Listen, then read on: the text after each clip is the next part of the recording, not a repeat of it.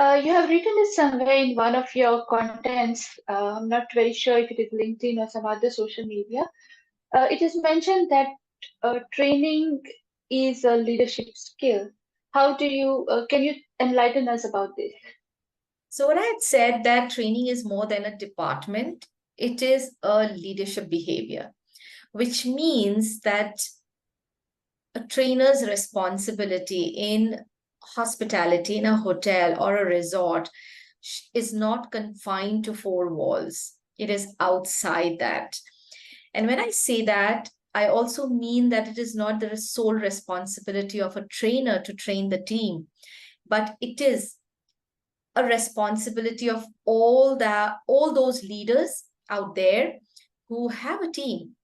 So which means, does it become difficult for these leaders to acquire this skill of a department? Definitely not, because I find there is a link between everything that the trainer does. So simple, they are so easy to do that a leader can acquire those skills.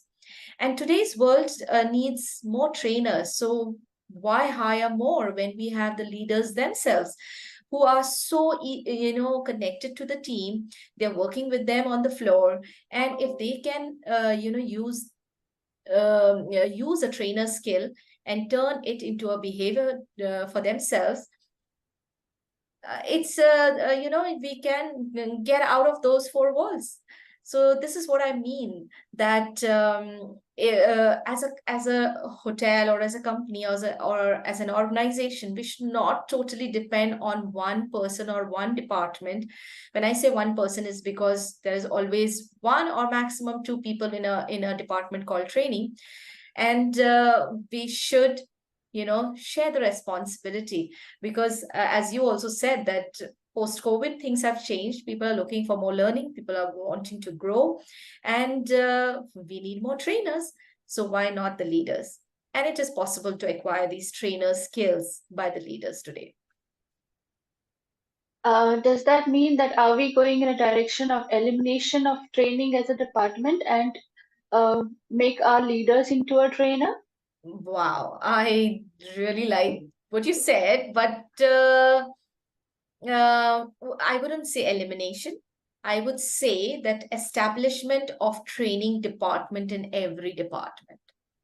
So it's not eliminating, but it is um, distributing. That's what I would, or sharing the responsibility. Sharing, yes, yes. Yes. Yeah. That's right. We would still need the training as a department, and then we share our responsibilities with leaders to make it a better place. Absolutely. Um, how uh, how challenging will it be for you to train a leader? Because leaders will always think, "I know everything. Who are you to teach me?" There are most of the people who are at that particular level who doesn't like to learn after a certain age. How do you think it will be challenging or easier? How will you take it? I defer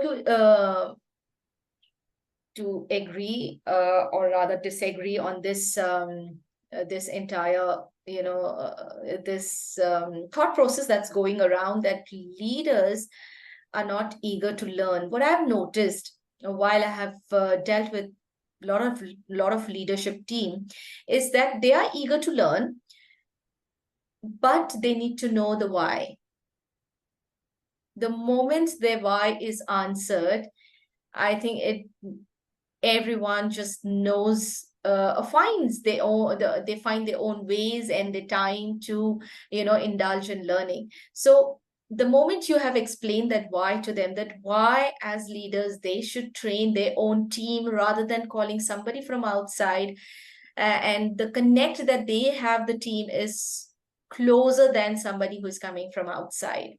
So the moment they understand that the why, they know the answers to those whys, they will be ready. So I have seen those leaders who get on to training the team, and usually when you attend their briefings, their meetings, we notice a trace of a trainer in every leader. I've noticed that they want to explain this, they simplify data, they make an environment of learning for them. So there is a trace of a behavior existing in every leader. Only thing is we do not name it as a trainer skill. So the moment you just tap on that behavior in a leader, it's done.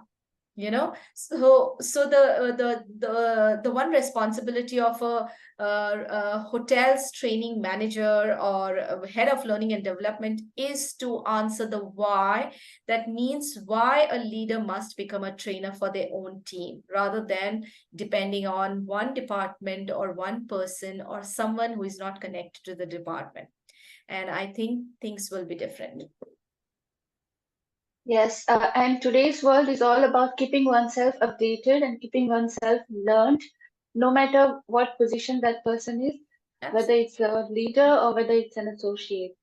Right. Would you like to share any such kind of aha moment, like a example, a scenario where you have found a leader being a trainer in a moment? Absolutely. The moment you said aha moment, I just remember one particular person. And this is in one of the organization while this particular person was heading a department, and he was moved to head a hotel. So we had these three cluster properties around us, and he was moved to this property of uh, you know 92 rooms, and and the first thing he did was he approached me and he said, Annie, I am going to handle some 200 colleagues, and this is a new job for me, and I want to connect with all of them. What can we do? And I we had a lovely discussion around over a cup of coffee, and we were just chit chatting, and we were just saying, okay, we'll do this, that, and we had a lot of ideas put in together. And then we came up with an initiative wherein I was supposed to just facilitate, and he wanted to be the trainer. And he said that, and the only reason where people will connect with me is when I stand in front of them as a trainer and not as a leader. And trust me, it's been 3 years now, and we both still talk about it. That time where I stepped down as a trainer and became a silent leader, he took a step up to become a trainer from being a leader. And that's where I it was an aha moment for me, that yes, as a leader, when you take that switch your role. And I remember what he said was that as a trainer they will relate better with me rather than if I go as a leader. Okay, so that's my story, and I think that's what most of the leaders can do today is we don't have to be managers and leaders all the time. Just become a trainer one day and see there would be magic around you. Wow, that was such a beautiful memory. It almost gets me good goosebumps on my body. Mm. All right. Would you like to tell us, like, what are the different types of hospitality trainers do we have? Hmm. Different types of hospitality trainers. um All right, I can, think of few. Let's see how many I can count them. So one is someone who has a very strong academic background, like me. Okay, so I'm balanced between academics and operations. So in fact, I started with the academics. I did my hotel management, started with academics, and then I moved into operations, and then I learned the operations part. Then so you have that set of people, trainers, and then you have trainers who have just gotten because they just had nothing but passion. They had no experience, no academics, uh, nothing. They were just there because they just listened to their heart.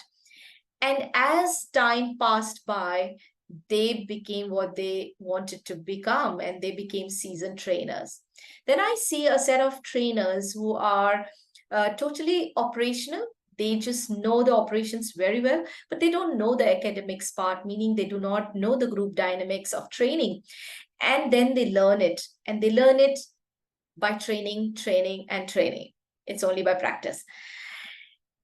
And then there are these fourth sets of trainers who are totally disconnected. And I would not want any such trainers existing. I really hope they find their own passion and move out. But yes, those trainers also exist who are there because they haven't found their passion and they're just trainers around. And which for me is not a very good sign. But the first three that I've told you are very yeah, they are those classic examples of trainers, and they really do very well. In my experience, I have seen some of them shine out, and the other one, the fourth one, definitely fades out. But sadly, some damage is done. But then, end of the day, they have also put in their efforts. They work hard. They stress out, and they also kind of contribute. So we are grateful for them as well. But the first three, I would just say that if any one of you find yourself in any one of the three parts, go on, you are the one. But if you find very stressful and you do not find the passion in training, you definitely have passion somewhere else. But thank you very much for your contribution. So these are my 4 types of trainers that I find around myself. Would you like to name such kind of trainings that you conduct being a leader and a trainer to your training team, and such kind of training which you conduct for leaders as well? So two such examples. So 2 examples of trainings, you mean to say? Yes, name the training that you conduct for trainers and you conduct for leaders to be trained. Yes, so there is, we have at Atmosphere, we have Train the Trainer program. And this is for trainers. So we build trainers, and our program is a very simplified version. As I always use this word simple, it's always to keep things super simple. It is for 2 days though. It takes you through a very intensive practice sessions. There's very less part of theory, but a lot of practice from the part of the learners. And this is the training module where we build trainers. And we have upgraded this, we have taken a one step up. So Train the Trainer program exists, and then we have a group trainer techniques program also that we have created. And this is for the leaders. So if you're a leader who is making presentations, you want to share an information through PowerPoint presentation by classroom in a classroom environment, and or you want to conduct some gap analysis, and then you design some training modules. So this is the training that we have it for the leaders and who have already got certified as a trainer. So yes, these are the 2 training that I can talk about, and they are designed definitely from the experience, from things around, and very specifically for our organization. And they are a super hit, and people love it. So yeah, these are the 2 that I would like to share about. Thank you. A shout out to all our listeners out there. I'm sure you all are enjoying the conversation and have gained an immense amount of knowledge out of this conversation. Stay tuned for more. We have much more coming up. Thank you, Algira. Thank you so much.